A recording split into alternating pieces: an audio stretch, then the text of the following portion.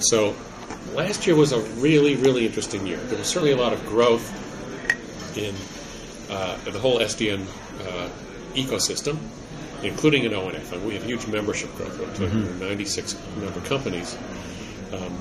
But our work got very concrete last year, and it also expanded in scope in SDN. You recall that a year ago we announced that we declared OpenFlow 1.3.x family to be a stable target for implementers. So we've been coming out with revisions 2-3 times a year. So we can't keep up.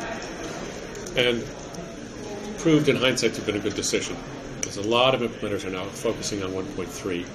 We've come up with one update to it, and we're doing a second one this week, which they're not new features, they're just clarifications and fixes in that. And now that we're starting to look at features for 1.4, say, we are going to continue to support 1.3 indefinitely. We also put a closure around 1.0 by doing an errata update to it that we published. We inherited 1.0, but we published 1.0.1. Things we learned in our Plugfest, some little things they missed in 1.0. We put that out there. That's done. We're not doing anything more with 1.0. So our thrust for the next year has 4 components to it, one of which is to build out the OpenFlow substrate. I mean, we're all about SDN as a whole, but OpenFlow is this foundational component. Yeah. And so this work we've done in the OpenFlow protocol versions 1.3.x is an important part of making that industrial strength. Got it. We also, as part of the substrate, updated the OpenFlow configuration protocol. And then when you talk about 1.4 or future revisions and the like, and I know you probably have a lot of discussions with your members, but is there a focus maybe to have a bleeding edge for development where features are backported, stable? So 2 streams of development, or is there a different line of reasoning? So we've also made some changes in how we do these standards. For one thing, we're now requiring new features to be implemented with working code and demonstrated, so we can see that they actually do work before they go into the spec. And we're also bundling new features together as sort of a separate little component without having to constantly update the base spec. So the base specs will stay pretty stable.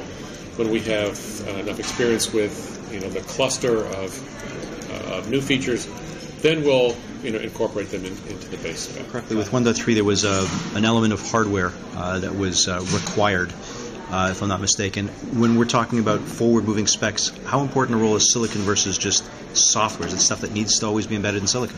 So some people have interpreted 1.3 as being, and even 1.1 as being hardware-oriented and requiring TCAMs, and that's not the case. Okay. But we do understand that there have been challenges from the industry in implementing OpenFlow beyond 1.0, and so one of our thrusts for this next year is to foster implementation and deployment, including the cultivation of a supply chain for physical switches, hardware switches, not just software and hypervisor switches. So we have 2 particular thrusts there. One is our forwarding abstractions working group, which is developing what are called table typing patterns that allow you to pre-compile the pipeline in a switch so that it can look like it's doing tables, certain kinds of table structures. And that should allow current merchant silicon to implement the 1.123 versions of OpenFlow. And the other thing we're doing is looking at how you can actually evolve the chips to have more direct support of OpenFlow.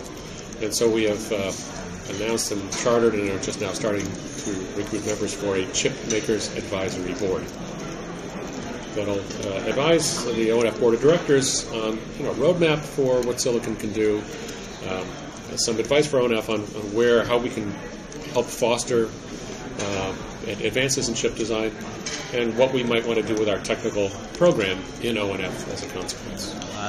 When I spoke with you last year, I didn't hear any. I didn't hear much negative sentiment towards OpenFlow. For better or for worse, over the last year, every vendor and their brother is saying, "Oh, you don't have to do SDN with OpenFlow," as a way of almost bashing it or whatever. So, and I know you're prepared for this one. How do you see some of these comments in light of the fact that OpenFlow can enable more than simple overlay? I think all the incumbents now have announced support for OpenFlow. So Yeah. they're saying one thing, but look what they're doing. We are trying to move networking into a user-driven, standards-based environment in which the users have said we don't want vendor lock-in, we don't want proprietary solutions, we don't want proprietary protocols. OpenFlow is the standard, and it serves user needs great. You have to ask the vendors how well it serves their individual needs, but we think it creates a big market opportunity for an industry that will probably go through some restructuring. Typically, the negative sentiment is OpenFlow requires forklift upgrade, which I know is not necessarily the case, because sometimes you can do this just in software. But for argument's sake, I have an existing network today. Some switches OpenFlow, some not. I can still benefit from OpenFlow. Is that the right way of thinking of it? Look at what Stanford Computer Science did. Yeah. They added OpenFlow switches one at a time. Yeah. From HP. It's very early days. And they segregated the traffic by VLAN. And eventually they didn't have any conventional switches left. And if you notice, HP and other vendors have now announced free software downloads to existing switches in the field, the entire product line, no forklift upgrade. Just download the client, it'll run OpenFlow, and you can turn it on as you wish. You can segregate it as you wish. So for a radically transformative technology, this one is, I think, the easiest one to migrate to that I've ever seen in my career. And then I won't even ask what the question is, but OpenDaylight, what's your thoughts? Is it something that's complementary, competitive, something you can work with or work against? OpenDaylight is a vendor-led group that is implementing what we produce and building on top of what we produce. So there's an SDN stack based on a controller with an announced OpenFlow southbound interface. Mm-hmm. So we produce that as the foundation for people to build stuff on top of. So we're delighted to see open source industry efforts to instantiate these abstract standards. That's exactly what should happen. And the fact that it's a separate organization as opposed to under the auspices of the Open Networking Foundation is neither here nor there? We didn't start out as a software organization. Okay. We have announced that we are sponsoring a competition for an open source OpenFlow driver to go into a controller. Really just a stub that'll take care of the OpenFlow protocol, allow you to evolve as the protocol evolves, and put your software resources into what makes a controller a great controller, or great control applications, or great business applications. We are about much more than OpenFlow. But we are doing the OpenFlow protocol because if we don't do it, nobody else will.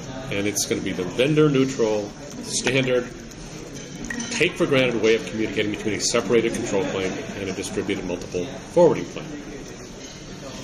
But the activities we have to support services above OpenFlow are really important. And that includes not just the Northbound API and OA&M, but the work we're doing in architecture and framework, and our support for the ETSI NFV industry specification group for network functions virtualization. The challenge with a new technology is to get the market to understand it, get the customers to see the benefit, get the vendors to know what to implement, and the users to know what to deploy and how to go about doing so. So our migration working group is going to help them find smooth paths to get from here to there without going through dead ends. And I think the challenge will be to kind of corral all the energy into as much forward progress as possible.